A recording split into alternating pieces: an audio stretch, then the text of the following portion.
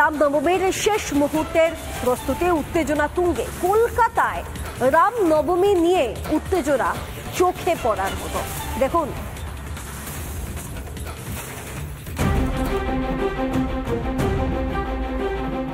সাজছে কলকাতা। রামনবমীর মিছিল নিয়ে চড়ছে উত্তেজনার পারদ। বিশ্ব হিন্দু পরিষদের রামনবমী পালন রবিবার থেকেই শুরু হয়েছে প্রস্তুতি।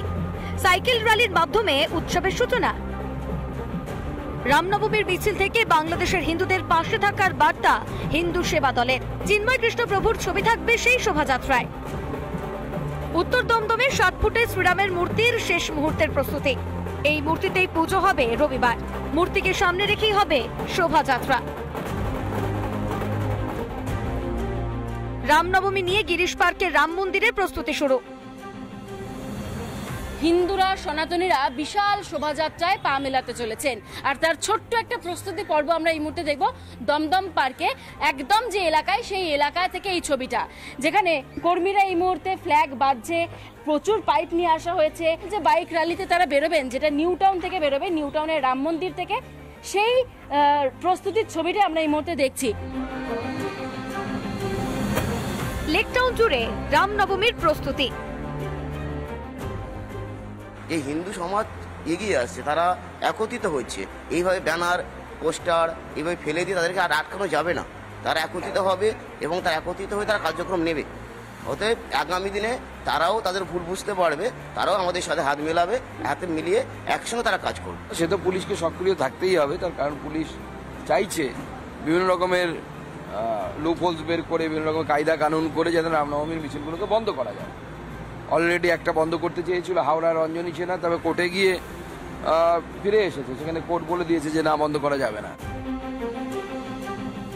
এদিকে কলকাতা জুড়ে রামনবমী পালনের সতর্ক পুলিশ। এভরিবডি ইজ ওয়েলকাম, সবাইকে আমরা স্বাগত জানাচ্ছি। ফেস্টিভ্যাল আছে, ফেস্টিভ্যাল সবাই ভালো করে এনজয় করুন, ফেস্টিভ্যাল সেলিব্রেট করুন। ভগবান বিষ্ণুর 7ম অবতারের মানব রূপ ছিলেন শ্রীরামচন্দ্র। ভগবান রামচন্দ্রের জন্মতিথি, তার আগে গেরুয়া রঙের রামের পতাকায় সেজে উঠেছে কলকাতা। রবিবার সকাল থেকেই পথে পথে বেরোবে বর্ণাঢ্য শোভাযাত্রা। ভগবান রামকে রথে বসিয়ে বেরোবেন ভক্তরা। রিপাবলিক বাংলা।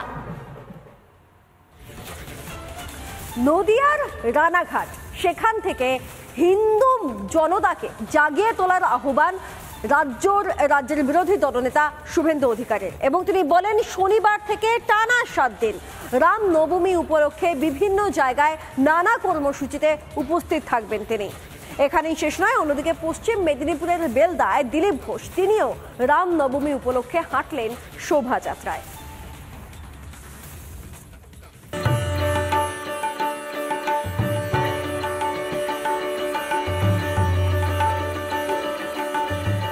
রামনবমীর সাজে সেজে উঠেছে বাংলা। গলি থেকে রাজপথ মুখরিত রাম নামে। সারা বাংলার মতো রানাঘাটেও উদযাপিত হচ্ছে রামনবমীর পুণ্যতিথি। নদিয়ার রানাঘাটে রাম মন্দিরের উন্মোচন করলেন শুভেন্দু অধিকারী। হিন্দু শক্তিকে আরো ঐক্যবদ্ধ করার আহ্বান জানিয়ে বাংলাদেশের পরিস্থিতির কথা উল্লেখ করে সাবধান করলেন হিন্দু সম্প্রদায়ের মানুষকে। হিন্দু তার শক্তি দেখাবে, बांटेंगे तो काटेंगे, एक रहेंगे तो सेफ रहेंगे। ঐক্যবদ্ধ হিন্দু সমাজ রাষ্ট্রবাদ, দেশপ্রেম, ভারত মাতা কি জয় বলে জয় শ্রীরামে ভরিয়ে তুলবেন। এই আবেদন রেখে আমি শুরু করব আমার নির্বাচন কেন্দ্র নন্দীগ্রামের সোনাচূড়াতে শ্রীরাম মন্দির নির্মাণের ভূমি পূজন দিয়ে। এদিন রাজ্য পুলিশকেও তুলোধনা করতে ছাড়েননি বিরোধী দলনেতা। কেন থানা থেকে লিখবেন 2000-এর বেশি মানুষ মিছিলে অংশগ্রহণ করবে না? এটা তো রাজনৈতিক কর্মসূচি নয়, এ তো হিন্দুদের উৎসব, আনন্দের উৎসব।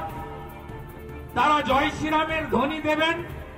আপনি ভক্তদের সংখ্যা রেস্ট্রিকশন করতে পারেন, আপনি অন্য ধর্মের ক্ষেত্রে পারবেন। বেলদায় রামনবমী উপলক্ষে বিশেষ মিছিল করলেন দিলীপ ঘোষ। মিছিলে পা মেলালেন যুবা থেকে প্রৌঢ় সবাই। বেলদায় হলো বর্ণাঢ্য শোভাযাত্রা। রামনবমীর মিছিলে বিজেপির প্রাক্তন রাজ্য সভাপতি দিলীপ ঘোষ। দিলীপ বাবু, অনেকে বলছেন 1.5 কোটি মানুষ এবছর রামনবমীতে বাংলায় পথে নামবেন, আজকের সংখ্যা তো বলছে সংখ্যা ছাপিয়ে যেতে পারে। না, সবে তো ট্রেলার শুরু হয়েছে না, আসল ফিল্ম তো কাল দেখা যাবে। আজ যদি কোটি কোটি লোক এখান থেকে মহাকুম্ভ স্নান করতে যেতে পারে, নিজের এলাকায় পা মেলাবেন জয় শ্রীরাম বলে, তাতে তো লোক বেশি হবে। তবে এদিনের রামনবমীর মিছিল থেকে রাজ্য সরকারের বিরুদ্ধে তোপ দাগলেন প্রাক্তন বিজেপি সাংসদ। এই গেরুয়াকাই ভয় পাচ্ছে টিএমসির মতো দুর্নীতিগ্রস্ত পার্টি, সাম্প্রদায়িক পার্টি। আর যে জয় শ্রীরামের আওয়াজ শুনছে অমনি বুক শুকিয়ে যাচ্ছে। এইটা চলবে না। হিন্দুদের তাদের উৎসব করতে দিন, নাহলে আমরা করে নেব। এই সরকার বাংলায় যতদিন থাকবে আশঙ্কা থাকবে, আর এই সমাধান করার জন্য হিন্দু সমাজ রাস্তায় নামছে। এবছর রামনবমীতে হাই হ্যালো ছেড়ে জয় শ্রীরামের ধ্বনি তোলার আহ্বান জানিয়েছে বিজেপি নেতৃত্ব। এবার ঐক্যবদ্ধ হয়েই শক্তি দেখাক হিন্দু সমাজ। ভাস্কর বসু, সুখেন্দু সরকারের রিপোর্ট, রিপাবলিক বাংলা।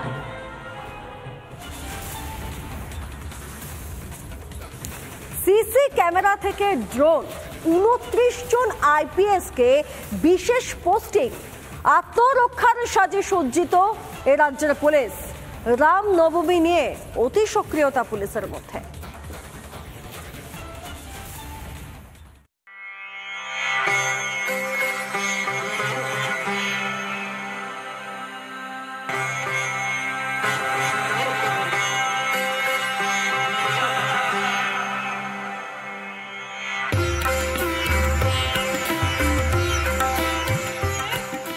রবিবার রামনবমী।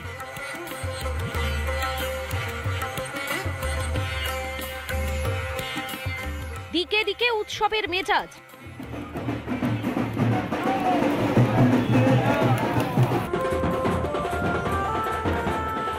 উদযাপনের প্রস্তুতির ছবি দেখলেন, এবার আরেকটি ছবি দেখুন।